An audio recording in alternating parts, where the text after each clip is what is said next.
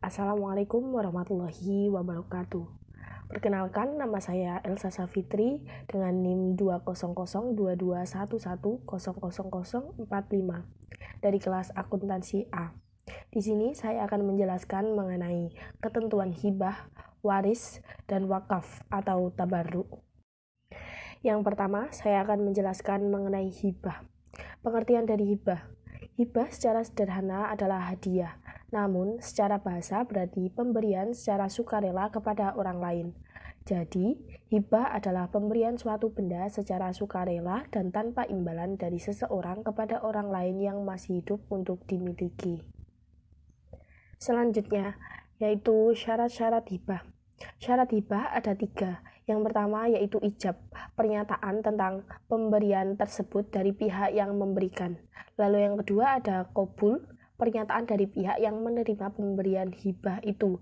Dan yang ketiga adalah qobloh, penerimaan atau penguasaan harta yang diserahkan. Selanjutnya ada rukun-rukun hibah. Rukun hibah ada 3. Yang pertama yaitu wahib atau pemberi, yaitu pemilik sah dari harta benda yang dihibahkan. Harus dalam keadaan sehat dan memiliki kebebasan untuk menghibahkan bendanya itu. Yang kedua ada al-mauhublah atau penerima. Dan yang ketiga ada al-hibah, yaitu pemberiannya. Selanjutnya yaitu macam-macam hibah. Hibah ada 2, yaitu hibah barang dan juga hibah manfaat. Yang pertama, hibah barang, yaitu memberikan harta atau barang pada pihak lain yang mencakup materi dan nilai manfaat harta atau barang tersebut, yang pemberiannya tanpa ada harapan apapun, misalnya menghibahkan rumah, sepeda motor, baju, dan lain-lain. Yang kedua yaitu hibah manfaat, yaitu memberikan harta kepada pihak lain agar dimanfaatkan harta atau barang yang dihibahkan itu. Namun, materi harta atau barang itu tetap menjadi milik pemberi hibah. Dengan kata lain, dalam hibah manfaat, penerima hibah hanya memiliki hak guna atau hak pakai saja. Selanjutnya yaitu hukum mencabut hibah. Jumhur ulama berpendapat bahwa mencabut hibah itu hukumnya haram, kecuali hibah orang tua kepada anaknya. Hibah yang dapat dicabut diantaranya sebagai berikut. Yang pertama, yaitu hibah orang tua terhadap anak-anaknya, karena bapak melihat bahwa mencabut itu demi menjaga kemaslahatan anaknya. Dan yang kedua, yaitu bila dirasakan ada unsur ketidakadilan di antara anak-anaknya yang menerima hibah.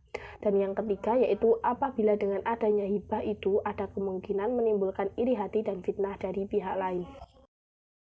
Selanjutnya, yaitu ketentuan hibah menurut negara. Yang pertama yaitu hibah tanah dan bangunan harus disertai akte hibah dari PPAT. Dan yang kedua, hibah tanah tidak dikenai PPh jika diberikan dari orang tua kepada anak kandung. Selain dari ini, dikenai PPh 2,5% dari harga tanah. Yang ketiga yaitu hibah harta atau barang yang bergerak harus disertai akte notaris. Yang keempat yaitu hibah diberikan saat pemberi hibah masih hidup. Yang kelima yaitu penerima hibah adalah orang yang sudah ada atau sudah lahir. Lalu yang keenam, hibah yang diberikan ketika pemberi hadiah sudah meninggal disebut wasiat. Lalu yang ketiga yaitu pemberian hibah bersifat final. Selanjutnya pembahasan yang kedua yaitu mengenai waris. Pengertian waris yaitu ketentuan mengenai harta yang ditinggalkan, dikenal dengan sebutan kewarisan atau mawaris. Sedangkan secara istilah hukum, waris atau mawaris adalah hukum yang mengatur tentang pembagian harta yang ditinggalkan seseorang yang meninggal kepada ahli waris. Kemudian membahas mengenai syarat-syarat waris. Syarat waris ada 4. Yang pertama yaitu yang mewariskan harta sudah meninggal. Yang kedua yaitu ahli waris masih hidup. Dan yang ketiga terdapat hubungan antara ahli waris dan pewaris harta. Lalu yang keempat yaitu tidak adanya penghalang warisan. Selanjutnya yaitu rukun-rukun waris. Rukun waris ada 3. Yang pertama yaitu al-muwaris atau orang-orang yang mewariskan hartanya. Dan yang kedua ada al-waris yaitu orang yang mendapatkan harta warisan. Lalu yang ketiga ada al-maurus yaitu harta warisan yang dibagikan kepada ahli waris setelah diambil untuk kepentingan pemeliharaan jenazah, pelunasan hutang mayat, dan pelaksanaan wasiat mayat. Kemudian sebab-sebab mendapatkan warisan. Sebab-sebab mendapatkan warisan ada 4. Yang pertama yaitu sebab nasab atau nasabiyah atau juga qorobah, yaitu orang yang mendapatkan warisan karena faktor ada hubungan keluarga, hubungan darah, atau kerabat. Yang kedua yaitu sebab pernikahan atau sababiyah, yaitu pernikahan yang sah dapat menyebabkan saling mewaris antara suami istri selama perkawinan masih utuh sampai pada kematian. Akan tetapi, jika terjadi perceraian, maka tidak bisa saling mewaris kecuali dalam masa iddah talak roj'i. Lalu yang ketiga yaitu sebab wala, yaitu hubungan keluarga yang disebabkan memerdekakan budak. Yaitu yang keempat, sebab kesamaan agama. Selanjutnya mengenai sebab-sebab terhalangnya mendapatkan warisan. Terdapat 4 sebab untuk terhalangnya mendapatkan warisan. Yang pertama yaitu pembunuhan, yang kedua budak, dan yang ketiga murtad atau keluar dari agama, lalu yang keempat yaitu beda agama. Kemudian ada ketentuan warisan. Yang pertama, anak laki-laki. Seorang anak laki-laki sama dengan bagian 2 orang anak perempuan. Selanjutnya, anak perempuan. Jika anak itu semuanya perempuan yang jumlahnya lebih dari 2, maka bagian mereka 2/3 dari harta yang ditinggalkan. Namun, jika seorang saja, maka setengah dari harta yang ditinggalkan. Lalu yang ketiga, orang tua mempunyai bagian masing-masing. Ayah atau ibu mendapatkan 1/6 dari harta jika pewaris mempunyai anak. Jika tidak mempunyai anak, maka orang tua mendapatkan 1/3 dari harta. Jika pewaris mempunyai beberapa saudara, maka ibu mendapatkan 1/6. Selanjutnya suami. Suami mendapatkan setengah harta dari pewaris jika istri yang telah meninggal, jika tidak mempunyai anak. Jika mempunyai anak, maka mendapatkan 1/4 dari harta. Kemudian istri. Istri mendapatkan setengah dari harta pewaris jika suami yang telah meninggal, dan jika tidak mempunyai anak.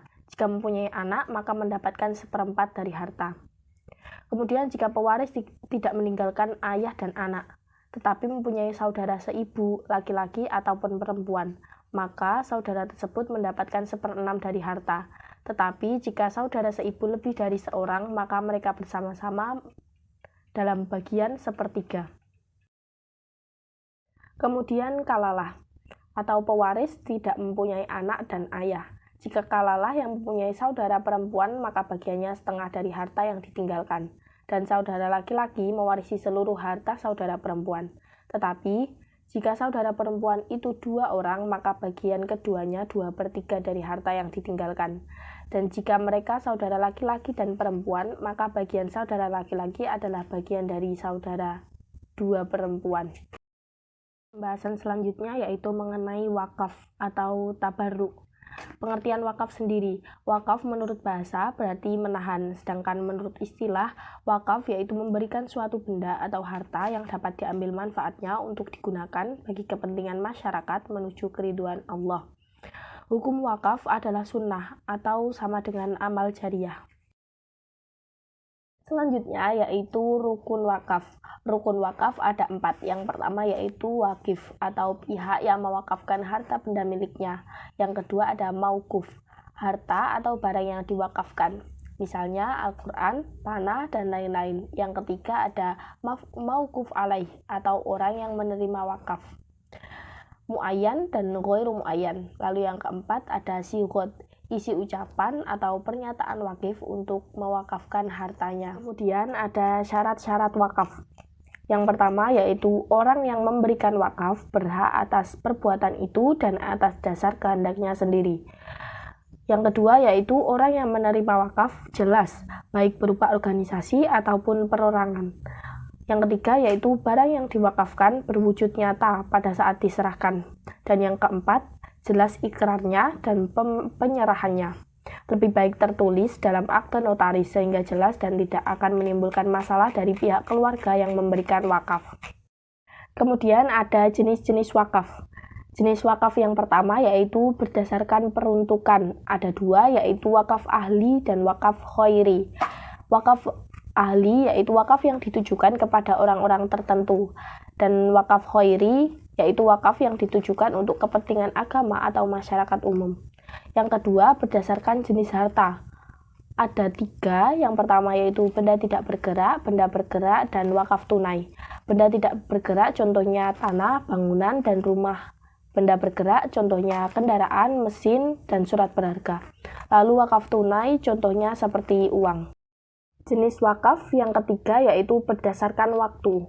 Ada 2 yaitu wakaf mu'aqqad. dan wakaf mu'abbad. Wakaf mu'akkad yaitu wakaf yang diberikan dalam kurun waktu tertentu. Lalu wakaf mu'abbad yaitu wakaf yang diberikan untuk selamanya. Dan jenis wakaf yang keempat ada berdasarkan penggunaan harta. Ada dua, yaitu wakaf ubasyir dan wakaf mistismari. Wakaf ubasyir yaitu wakaf untuk masyarakat luas dan bisa digunakan secara langsung manfaatnya. Sedangkan wakaf mistismari yaitu wakaf penanaman modal dan hasilnya atau laba akan diwakafkan sesuai keinginan wakif. Dan presentasi dari saya, kurang lebihnya mohon maaf. Wassalamualaikum warahmatullahi wabarakatuh.